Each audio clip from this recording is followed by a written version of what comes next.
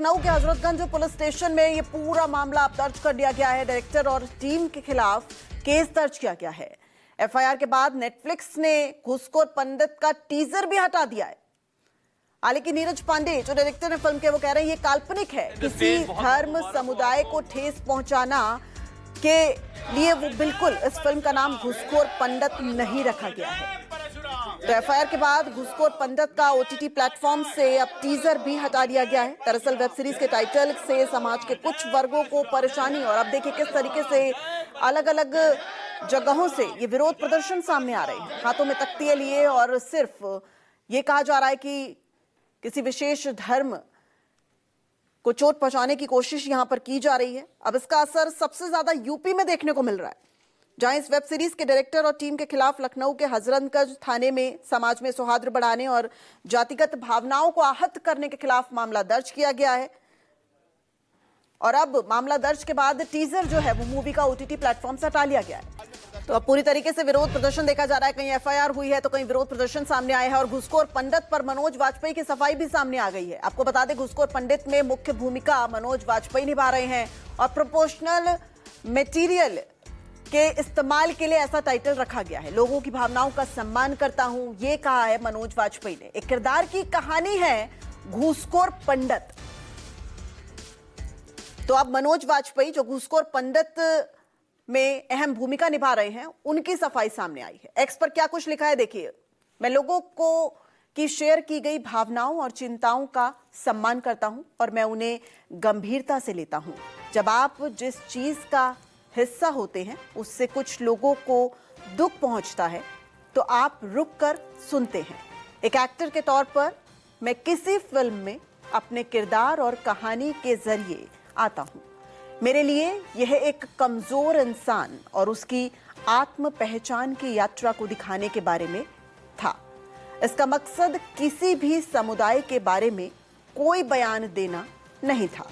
नीरज पांडे के साथ काम करने के मेरे अनुभव में उन्होंने जिस तरह से अपनी फिल्मों पर काम किया है, उसमें लगातार गंभीरता और सावधानी रही है। लोगों की भावनाओं को देखते हुए फिल्म बनाने वालों ने प्रमोशनल मटेरियल हटाने का फैसला किया है।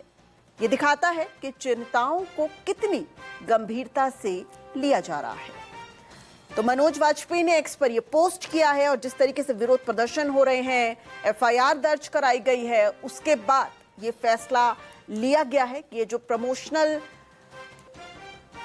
तौर पर टाइटल का नाम रखा गया था, शायद अब उसे आने वाले समय में बदला जाएगा। मानस श्रीवास्तव हमारे सहयोगी हमारे साथ लाइव जुड़ गए ज्यादा अपडेट के साथ। मानस, टाइटल है घूसखोर पंडित। पंडित का अगर मतलब देखें तो ज्ञानी या फिर किसी एक विशेष क्षेत्र में ज्ञाता, ये कहा जाता है, शास्त्रीय ज्ञानों को नहीं। लेकिन इसको पंडित के साथ जोड़कर देखा जा रहा है। ये विरोध प्रदर्शन इतना क्यों?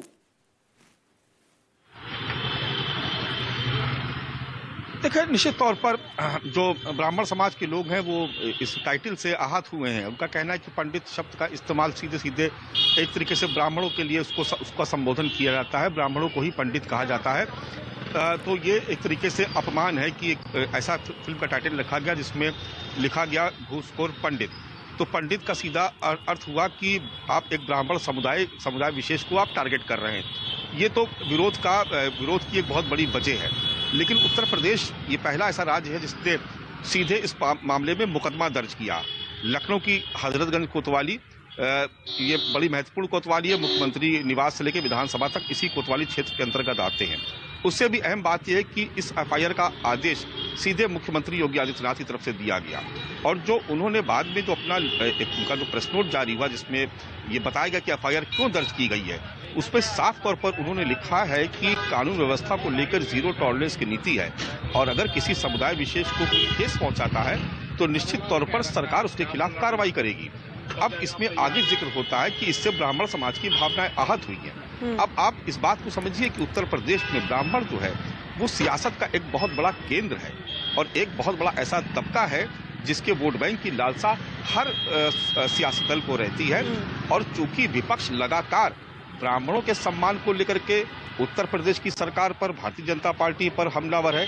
चाहे वो ब्राह्मणों के सहभोज का मामला हो, उसके सहभोज के बाद फिर पार्टी अध्यक्ष की तरफ से उनको चेतावनी भरा पत्र भेजे जाने का मामला हो, या फिर शंकराचार्य का मामला हो, या फिर बरेली में अलंकार अग्निहोत्री के इस्तीफे का मामला हो।